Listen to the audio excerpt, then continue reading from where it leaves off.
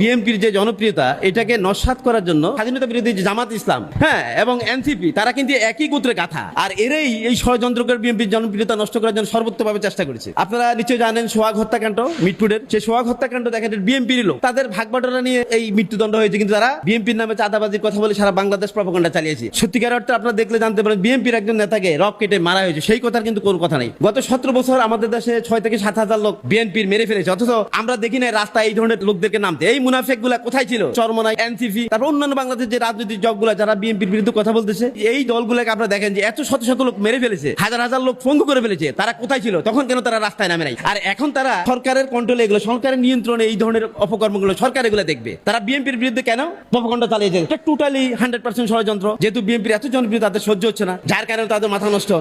আপনারা দেখেন এনসিপির যে ছেলেগুলা আমরা তাদেরকে অত্যন্ত শ্রদ্ধা করতাম, 5ই আগস্টের পর আপনারা দেখেন তারা টাকা কামানোর জন্য ব্যস্ত হয়ে গেছেন এবং তারা বিভিন্ন রকম মিথ্যা প্রপাগান্ডা বিএনপির বিরুদ্ধে চালিয়ে যাচ্ছেন। বাংলাদেশের সর্বোচ্চ জনপ্রিয় দল হচ্ছে বিএনপি। বিএনপি জিয়াউর রহমানের দল, যিনি নারায়ে তাকবীর আল্লাহু আকবার বলে আমাদের সংসদে অধিষ্ঠিত করেছেন, যার নেতৃত্বে, যার যুদ্ধের কারণে আজ আমাদের বাংলাদেশ, আমরা এই স্বাধীন বাংলাদেশ পেয়েছি। আমাদের বাংলাদেশের মানুষের মুখের কথা গত 17 বছর ফ্যাসিস্ট সরকার মিথ্যা বলে মানুষকে বিভ্রান্ত করে যে ধরনের মিথ্যা প্রপাগান্ডা চালিয়েছে, মানুষ মিথ্যা প্রপাগান্ডা না দেখে আমি মনে করি মানুষ যদি প্রমাণ দেখেন তাহলে বুঝতে পারবেন যে অ্যাকচুয়ালি বিএনপি কার দল।